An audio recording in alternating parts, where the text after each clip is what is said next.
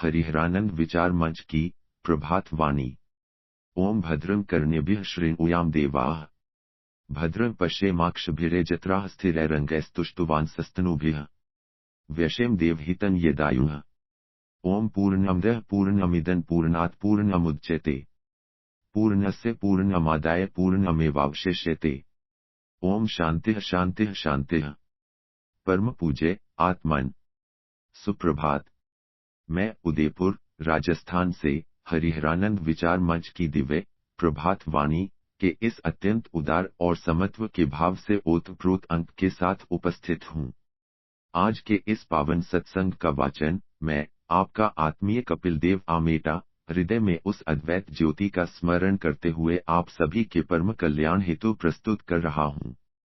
हरिहरानंद विचार मंच की इस पवित्र और करुणा के प्रकाश से आलोकित प्रभात वेला में आप सभी कर्मयोगियों, समदर्शी साधकों और संसार के प्रत्येक कण में ईश्वर का दर्शन करने के अभिलाषी जिज्ञासुओं का हृदय की अनंत गहराइयों से हार्दिक स्वागत है। कल के अंक में हमने समझा था कि ज्ञान केवल पुस्तकों के पढ़ने से नहीं मिलता, बल्कि वह तो साधना के मार्ग पर चलते हुए प्राप्त होने वाले अनुभव का फल है। आज स्वामी जी हमें उस अनुभव को व्यवहार में उतारने का सूत्र दे रहे हैं। आज हम जानेंगे कि कैसे हमारी सेवा केवल एक सामाजिक कार्य न रहकर एक ऐसी सीढ़ी बन जाती है जो हमें सीधे साक्षात ईश्वर तक ले जाती है।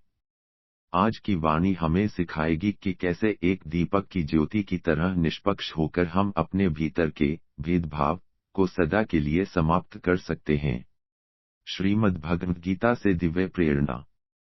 प्रिय श्रोताओं, जब साधक की दृष्टि में अपना पराया मिट जाता है, तब वह वास्तव में योग की पराकाष्ठा पर होता है।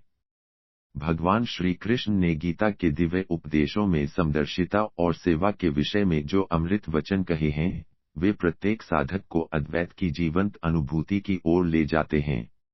श्लोक। विद्याविनय संपन्ने ब्राह्मणे गवि हस्तिनी, शुनि चैव श्वपाके च पंडिताः समदर्शिनः। श्रीमद् भगवद गीता अध्याय 5 श्लोक 18। भावार्थ एवं व्याख्या।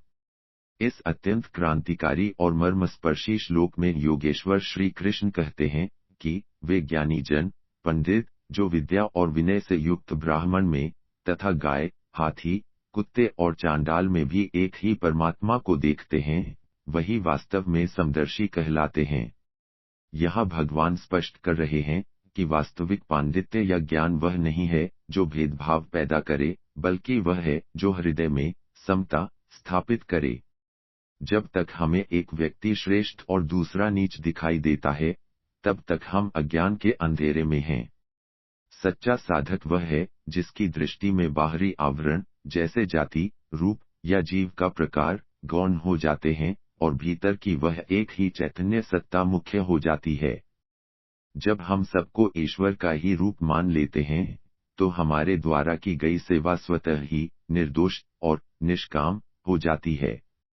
आज का हमारा दोहा इसी समदर्शी सेवा और अद्वैत बोध के दिव्य रहस्य को स्वामी जी के अमृतमयी शब्दों में अभिव्यक्त करता है।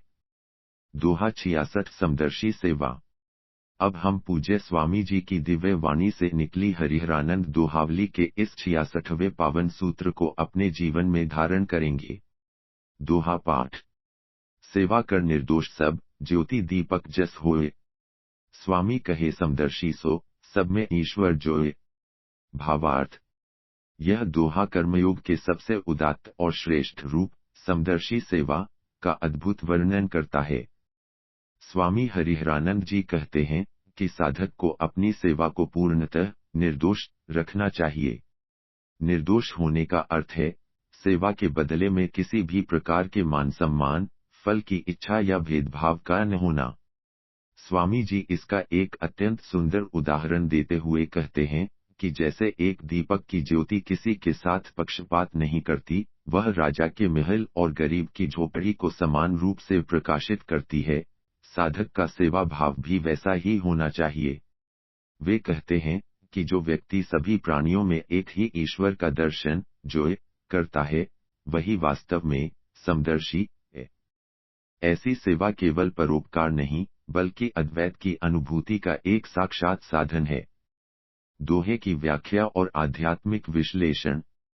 प्रिय आत्मन, इस दोहे में छिपे हुए कर्मयोग और अद्वैत के रहस्यों को आइए मैं, कपिल देव आमेटा, अत्यंत विस्तार और गहराई के साथ आपके समक्ष विश्लेषित करता हूँ।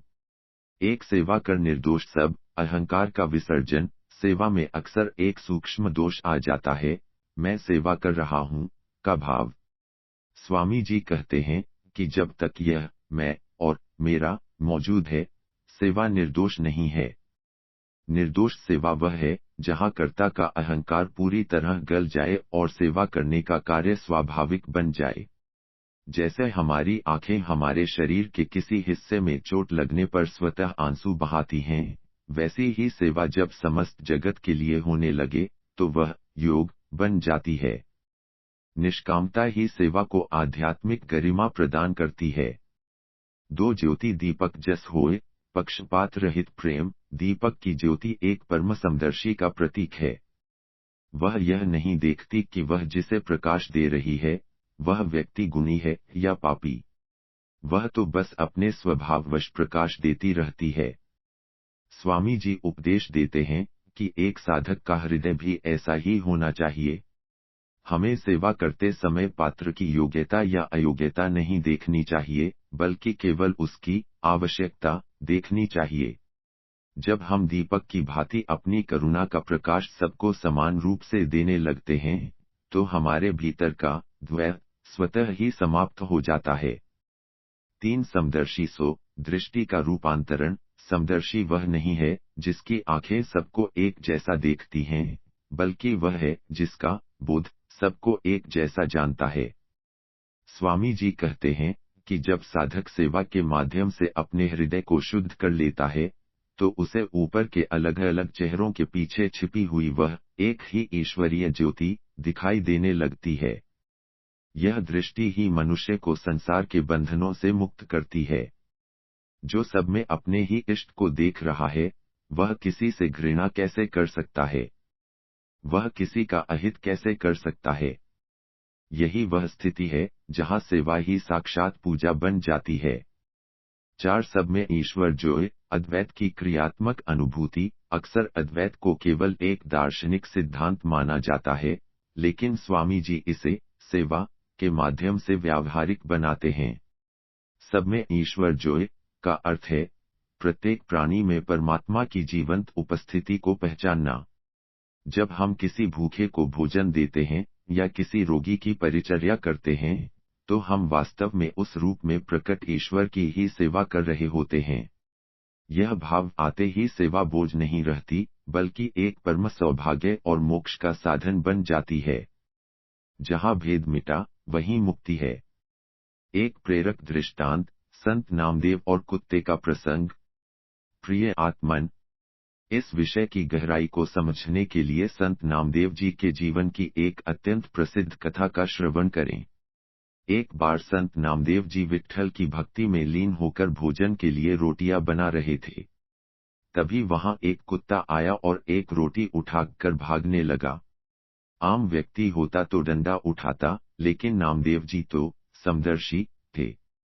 वे तुरंत घी की कटोरी लेकर उस कुत्ते के पीछे दौड़ने लगे और पुकारने लगे, हे विट्ठल, हे मेरे नाथ, रोटी सूखी है, तनिक घी तो लगवा लीजिए, वरना आपके गले में अटक जाएगी। नामदेव जी की दृष्टि में वह कुत्ता नहीं था, बल्कि साक्षात भगवान विट्ठल ही उस रूप में आए थे। उनके लिए सेवा में कोई भेद नहीं था। कहते हैं कि उनकी इस समदर्शी दृष्टि को देखकर भगवान साक्षात प्रकट हो गए। यह कथा हमें सिखाती है कि जब हमारी सेवा और दृष्टि में भेदभाव मिट जाता है, तो भगवान को ढूंढने कहीं जाना नहीं पड़ता, वे हर रूप में हमारे सामने खड़े मिलते हैं। स्वामी हरिहरानंद जी भी हमें इसी समत्व और निर्दोष सेवा का संदेश देते हैं। आज का संकल्प और साधना सूत्र। प्रिय आत्मन, इस वाणी को अपने जीवन के व्यवहार में उतारने का प्रयास करें। आज के लिए आपका विशेष संकल्प यह है। आज आप पूरे दिन अपने व्यवहार में समता लाने का प्रयास करेंगे। आज आप यह नहीं देखेंगे कि कोई व्यक्ति छोटा है या बड़ा, अपना है या पराया। आज आप कम से कम एक ऐसा कार्य करेंगे जिसमें आपका कोई व्यक्तिगत स्वार्थ न हो, और वह कार्य आप किसी भी जीव, मनुष्य, पशु या पक्षी के लिए करेंगे।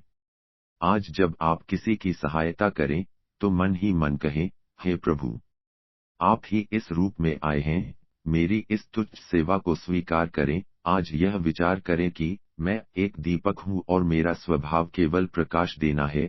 याद रखें, दूसरों में ईश्वर को देखना ही स्वयं में ईश्वर को पाने का सबसे सरल मार्ग है।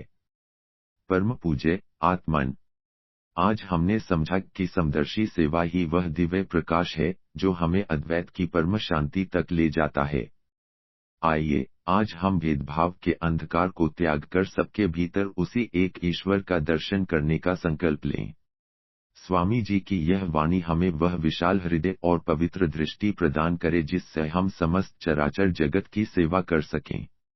इन्हीं दिव्य विचारों, पावन संकल्पों और परम पूज्य स्वामी जी के अनंत आशीर्वाद के साथ मैं, कपिल देव आमेटा, आज की इस प्रभात वाणी को यहीं विराम देता हूँ।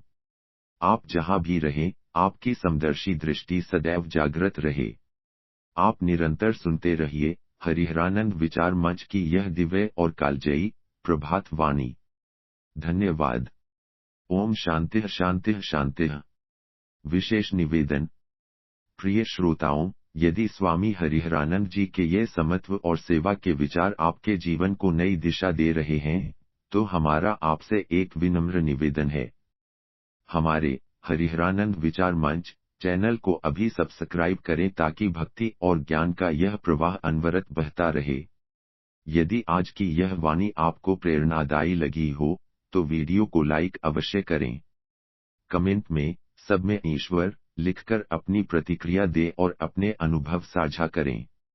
इस दिव्य संदेश को अपने मित्रों और परिजनों के साथ शेयर करें ताकि अधिकाधिक लोग स्वामी जी के विचारों से जुड़कर अपने जीवन को सार्थक बना सकें।